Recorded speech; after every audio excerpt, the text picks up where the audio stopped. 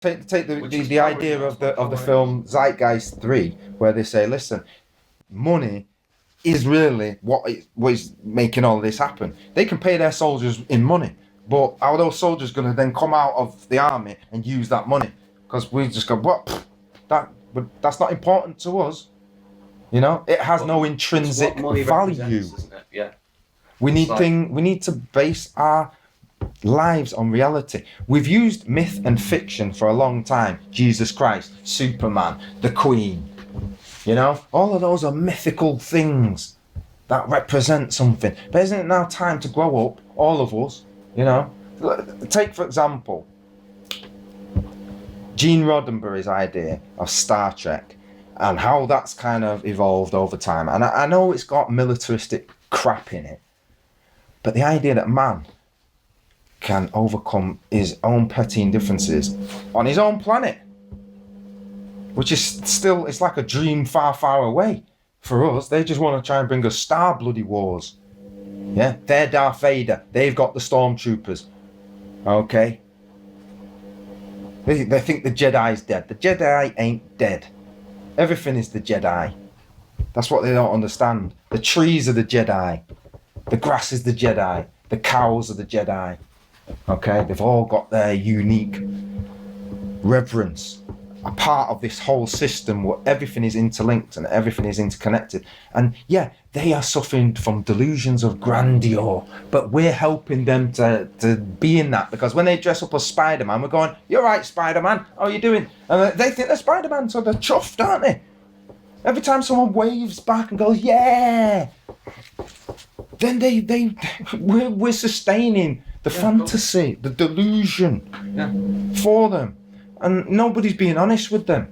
And I feel very sorry for them, because they got people who are butt kissing and not being honest, so they're never going to be likeable, even as people. They think behaving like this makes me likeable. How could, popularity contest and you're voting for people you don't even like? Oh, the lesser of two evils. And yeah, people really don't like themselves very much to do that, do they? To give away all their power and put belief. Some people do tell them honestly. That does happen. But what they'll do is, let's say I think I'm fucking Spider-Man, right? And everyone tells me I'm Spider-Man. And then some guy guns up and goes, you're not Spider-Man. I'm like, I am, and I'll prove it by beating the shit out of you with my power. Yeah. And maybe they're just psycho enough to do that, but... Which they are. Because it happens on a regular basis. Yeah, but that's not what I'm trying to emphasise at all. No, but it's just the point that I'm making. Is that it can't just be one person that says, oh, here you go, you're not Spider-Man. Everyone has to agree and just be like, look, he's not. And then when he comes in the room and goes, hey, I'm Spider-Man, look at me. Everyone just goes, and then maybe he'll leave the room and be like, oh, I feel bad now. That's what needs to happen. Oh, that doesn't have to me, because I'm going to be I'm going to be using that as a prop. He come in the room and be like, oh, Jules, what are you doing, man? But that's what makes you change, isn't it? Yeah. When you're not socially accepted anymore. So it's society that needs to change. People's ideas of what... Sometimes I think I'm like that, though, what I say is it's controversial. Some of my friends are like, oh, well, I can't really listen to that because you're too deep, man. You're too deep. And I'm like, well, I'm trying to actually not be deep. I'm trying to talk in ways that everybody can at least grasp, That's very difficult, isn't it? Like, it's hard to explain something in a way that... I'm trying to explain... Because you don't know what their understanding of anything is, so I'll just do that. You kind of poke the boundaries a bit, and you find out how someone thinks, and then you can chat in a way that makes sense. And that takes time as well. So, it's a slow process. But it'll come eventually. I mean, now's the time, most certainly, where it will. Shit is going to change. Definitely. I've no doubt. But I think people are going to suffer a hell of a lot before they realise where their life's going. Can't we just put an end to that suffering? No. I believe things have changed. I'm seeing changes all the time. Every day is a new day. That's why I say just wait a little. They want to go to war and they want to do all that crazy shit, but they could go to sleep and tomorrow they might not be as angry. Like if you was angry with someone, say your girlfriend, we can boil the world down to these emotional triggers Okay, as well as other things. They use emotional triggers in advertising, and they try and link that you'll be sexier if you spray on this link spray, or if you'll be a better guy. You'll be cool if you drink Carlsberg. You'll know everything about the football and all of that, and you'll fit right in. And it's like, we've all been through that. I've been to the pub with my mates, and we're sitting there watching the football, and then all the conversation is about football, and we over intellectualize football. So people know how to be intellectual about things, but they're intellectual about things that maybe are not as important. Just what they're told is acceptable by society. It's that pressure, isn't it? Peer pressure. People are under immense pressure from society, whether they like it or not. And people just go, oh, better be like that then, whether they want to or not. So that needs to change. So people need to be able to think that, oh, I am actually part of society. Because you're made to feel like you're not. Everyone feels like they're not. They're just. Is this English stiff upper lip? Like, if I change myself, society's changing with it. But people they've got too much pressure, too much essentially they're bullied by it. So they don't want to say nothing in case they get beat up. Yeah. Well, the idea of the English stiff upper lip being a kind of guard protecting the ego. People don't want to air their dirty laundry, as the saying goes. You keep the arguments indoors. And then Americans, especially, they carry that as like English people are so still like that. They portray them, and when Americans try to pretend to be English people in their movies, they play English people like that, and we're watching, we think, it's nothing like us. They've got no uniqueness about their character. People are the same everywhere. It's a stereotype, because when they use a stereotype, it's easy to understand that. They can just say, oh, you're a fireman, put you in that box. Oh, you're a policeman, put you in that box. Oh, you're the president, put you in that box. Same. Box? A human being can be anything they want. Where you go in the world, it's just the environment that changes. People are fucking same. They're just in a different place, so they act differently according to their environment. Their belief system. Down to the basic. Their inner religion. Their belief system. Everyone's got a religion. They say they're an atheist. Well, that's a form of belief, isn't it? Like they believe that nothingness, or they come from nothingness, or whatever, or they believe, the Big Bang. Or I don't know. Doesn't matter what they believe. Because I'm not an atheist. I don't know what they believe, but it's a belief, and therefore it's a religion. You can't not have a belief. No, you can't not believe in anything. So just be nothing. Which leads me on to what do these rich people and elite people believe? They believe that they are elite, they are special, they're better than anybody else. Well, maybe because they've done certain things, and to them, well, we've proven through our physical works that we're better than everybody.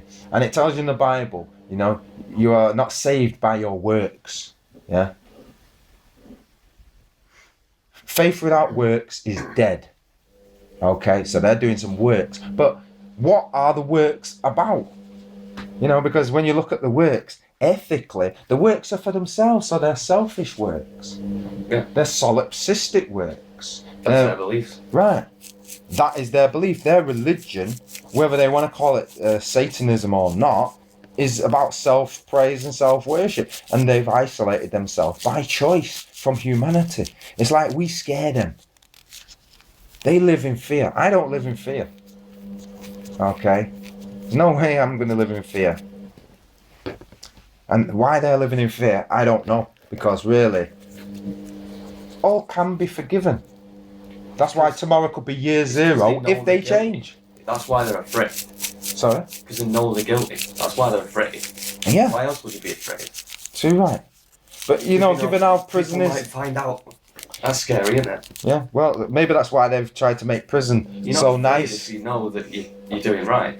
And I'm saying prison's so nice. Obviously, prison ain't nice, but compared to other countries, you get fed here. I've been in Ethiopia. One of my friends, should be fed. One of my friends was over there, right? And I'm not gonna tell you the whole story. But he got locked up, and that was it then. And there's people over there that he knew, and he didn't see them. I don't know if it's because they didn't know what happened to him or they didn't care. But he didn't even get no food. Just think about that for a minute. You're in a situation, you're in a different country, and you thought you could just do what you wanted to do, and you've made a mistake, and you're paying the cost for that mistake you've made, which you didn't actually do anything to anybody, but you've been made responsible for your actions, and therefore you've been punished for your actions and put into this place, and they don't give you food. Unless you've got family relatives who know you're in there and they'll come with food, you're not getting food.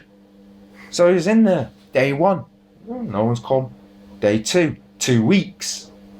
He's getting kind of desperate now. You know what? He's looking at that dirt floor and he's thinking, because it's a dirt floor, right? And there ain't no bed. Yeah? I don't know if he had blankets or what. Otherwise, he's just lying in whatever clothes he's got on the dirt floor. And this is Africa, man. And you get big ants that'll bite off your skin, man. In the middle of your sleep, you get all kind of things. So he thought he needs to eat, ate for 2 weeks. I don't even know if they give you water. Maybe they give you a bit of water, some mercy, if you call that. Right? People in jail here, boy. There's jail and there's death camp, isn't there? Well, this is like death camp. Right, so when we start going on about how things are really hard over here, well, think about the rest of the world, and then think about how we've created a society based on our whole society is based on the oppression of other societies. When you think about it, down to we're taking things from their country because we haven't got anything, putting it into our country so we can have everything. So if I give you a really, really grotesquely mouldy piece of bread and then just a pretty mouldy piece of bread, right? Which one's better? The pretty mouldy one, right? Yeah. But that doesn't make it good just because it's better than the other one. Right. So we're talking about the lesser of two evils. I know what you're saying. So it doesn't mean that it's easier. It's not. No. That's not the answer to the problem. That's not the answer to the problem. But I'm just showing you, we as human beings, we've got all these levels of wickedness still going on, and yet we call ourselves enlightened. Don't you think we, as the British, have some kind of responsibility to the rest of the world? Some kind of responsibility. But I don't want to get involved in foreign entanglements. I don't want to get in arguments with people because that doesn't make any friends. But maybe if I went with a gift and says, here you go, they might reciprocate and go, there you go, on my birthday. I mean, isn't that how families work and friends?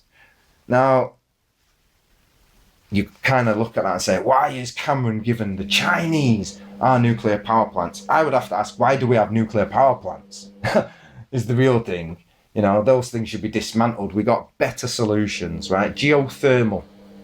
It's as simple as that. If they could dig for the coal, then they can just dig a pipe and put that into the ground and put some water in it. And when that water goes down the pipe, it heats up. It's interesting psychology, isn't it? Like nationalism. I can't really get my head around it, to be honest. I wouldn't mind discussing that because, people who say, why do we want to give the Chinese that? Why do we want to give people amnesty here? It's ours. Why should we do that? Well, in the world of Star Trek, it's not our responsibility. It's one world, isn't it? One world government. Thought, isn't it? We're not responsible for this person. We weren't born here on our land, which I think is just craziness. This person's in need. Does it matter where they're from? It's still your responsibility. They're here now. You're responsible. Everything like that is based on fear, innit? If we can get past the fear and just get onto love, then there's never going to be a problem. Because if we can love them, they can love us, can't they? It's not like they wouldn't appreciate it.